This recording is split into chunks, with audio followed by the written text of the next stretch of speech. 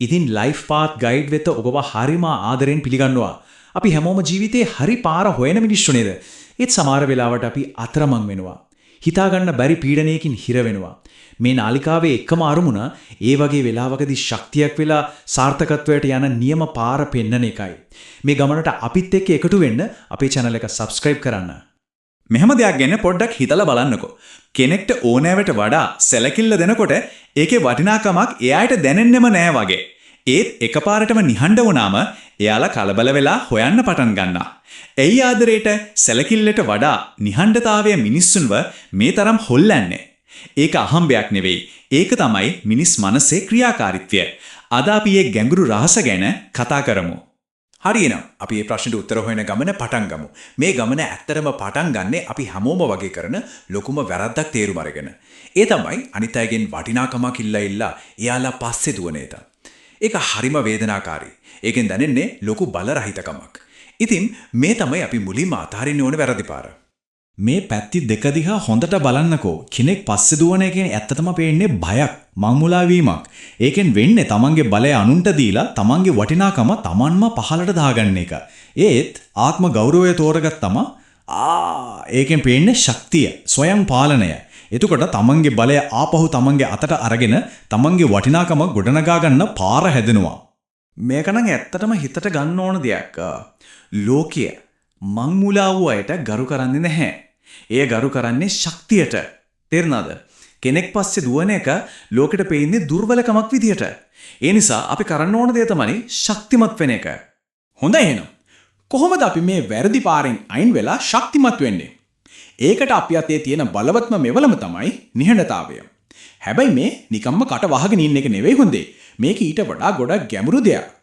උපායශීලීව නිහඬතාවය කියන අවිය පාවිච්චි කරන හැටි තමයි අපි ඉගෙන ගන්න ඕනේ. මුලින්ම කරන්න ඕන දේ තමයි මේක. හැමදේටම ප්‍රතිචාර දක්වන එක නවත්තන්න. හැමදේම පැහැදිලි කරන්න දඟලන එක නවත්තන්න. තමන්ව බේරගන්න තර්ක කරන එකත් නවත්තන්න. මොකද එහෙම කරනකොට තමන්ගේ අධිකාරීත්වයෙන් නැති වෙලා යනවා. අනිත් අයට තමන්ව පාලනය කරන්න හරිම ලේසි. ඒත් නිහඬ වුණාම මොකද වෙන්නේ? එතනදි වෙනස්ම දෙයක් වෙන්නේ. ඒකෙන් අනිත් කෙනාගේ හිතේ අභිරහසක් මවනවා. ඒක එයාට පීඩනයක් ඇති කරනවා. තමන් නැති අඩුව එයාට හොඳටම දැනෙන්න සලස්වනවා. ඒ වගේම වැදගත්ම දේ තමයි ඒකෙන් පැහැදිලිවම පෙන්නනවා තමන්ව කාටවත් පාලනය කරන්න බෑ කියලා. බලය තමන්ගේ පැත්තට හැරෙන්නේ එතකොට. මෙතනදී මට මතක් වෙන්නේ ස්ට්‍රයික් දාර්ශනික මාකස් ඕරේලියස් කියපු දෙයක්. එයා කිව්වා ගන්න පුළුවන් හොඳම පරිගැනීම තමයි තමන්ගේ සතුරා වගේ නොවී ඉන්න එක. ඒ කියන්නේ මොකද්ද? යාලා නාඩගම් නටනකොට අපිත් මේ මටමට වැටෙන්න ඕන නෑ. ඒ වෙනුවට අපි කරන්න ඕන සංසුන්ව නොසෙඩී ඉන්න එක. ඉතින් මේක තමන්ගේ හිතටම කාවද්ද ගන්න. මගේ නිහඬතාවය තමයි මගේ ශක්තිය. මේක නිකම්ම වචන ටිකක් විතරක් නෙවෙයි. මේක තමන්ටම හැමදාම කියාගන්න ඕන මන්ත්‍රයක් වගේ දෙයක්. ඇත්ත ශක්තිය තියෙන හැමදේටම උත්තර දෙන එකේ නෙවෙයි. නිවැරදි වෙලාවට නිහඬ වෙන්න එකේ. හරි. අපි දැන් නිහඬතාවය ගැන දන්නවා. දැන් තියෙන්නේ ඊළඟ පියවර. සමහර විට මේක තමයි මේ ගමනේ තියෙන වැදගත්ම පියවර. ඒ තමයි අනුන් පස්සේ දුවන්න නාස්ති කරපු ඒ ශක්තිය, ඒ කාලය, ඒ ඔක්කොම එකතු කරලා Taman වෙනුවෙන් යොදවන එක. මේ තමයි ඇත්තම හැරවුම් ලක්ෂ්‍ය. මෙතන තියෙන ප්‍රධානම අදහස මේකයි. බලන්න, Tamanට කරන්න පුළුවන් බලවත්ම දේ ඒක අනුන්ට මොනවත් ඔප්පු කරන එක නෙවෙයි. ඒක Taman වෙනුවෙන්ම Tamanම හදාගන්න එක. මොකද ඇත්තම බලය එන්නේ පිටින් ලැබෙන අනුමැතියෙන් නෙවෙයි, Tamanගේ ඇතුළෙන්මයි. ඉතින් කොහොමද මේ වැඩේ පටන් ගන්නෙ? මෙන්න හරිම සරල කරන්න පුරාන් පියවර 3ක්.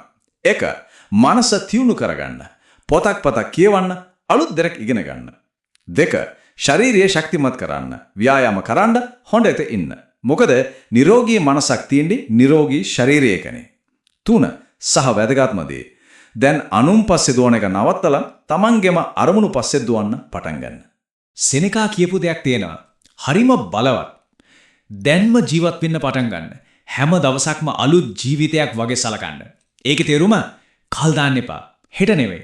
අද ඉඳන්ම මේ මොහොතේ ඉඳන්ම Tamanගේ හොඳම ජීවිතය හදාගන්න වැඩ පටන් ගන්න. හොඳයි. දැන් අපි කතා කරමු තවත් හරිම වැදගත් දෙයක් ගැන. ඒ තමයි හැඟීම් පාලනය. අපි හැමෝම අත්දැකීමෙන් දන්න දෙයක්නේ අපේ හැඟීම් වලට අපිව කුයිතරම් දුරට පාලනය කරන්න පුළුවන්ද කියලා. නේද? එකපාරට එන තරහ, දුක, ඒවට අපි පාලනය නැතුව ප්‍රතිචාර දක්වනකොට වෙන්නේ මොකද්ද? අපි අතේ තියෙන බලය අපිම නැති කරගන්න එක. ඉතින් එකම එක ප්‍රශ්නයක් තමන්ගෙන්ම අහන්න. හැබැයි අවංකව.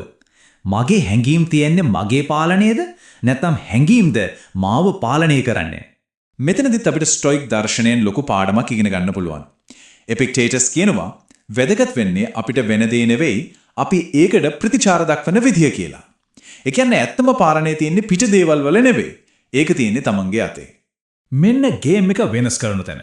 බලන්න අනිත් අය බලාපොරොත්තු වෙන්නේ ඩ්‍රාමා එකක්. එයාලා හිතන්නේ අපි කෑ ගහයි තරහ ගනී කියලා. ඒත් අපි යාලට දෙන්නේ මොකද්ද? සංසුන්කම. එයාලා බලාපොරොත්තු වෙන කිසිම දෙයක් නොදෙනකොට එයාලා අන්දුන් කුන්දුන් වෙනවා. එතකොට තමයි තමන්ගේ ඇතුලේ තියෙන නොසැලෙන ශක්තිය ලෝකෙට පේන්නේ. හරි.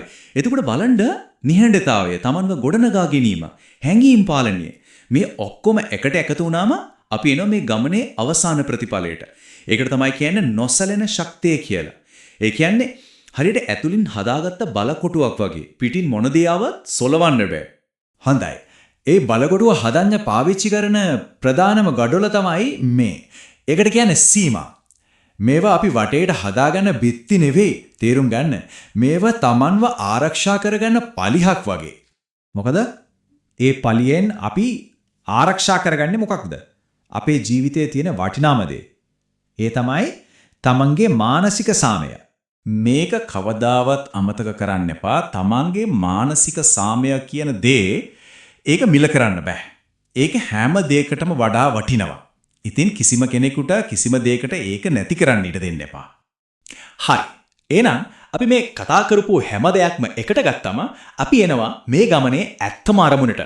ඒ තමයි තමන්ව සම්පූර්ණයෙන් පාලනය කරගෙන තමන්ටම අයිති සැබෑ ජීවන මාර්ගය හොයාගන්න එක. අවසාන වශයෙන් මේ ප්‍රබල වචන ටිකක් අහන්න.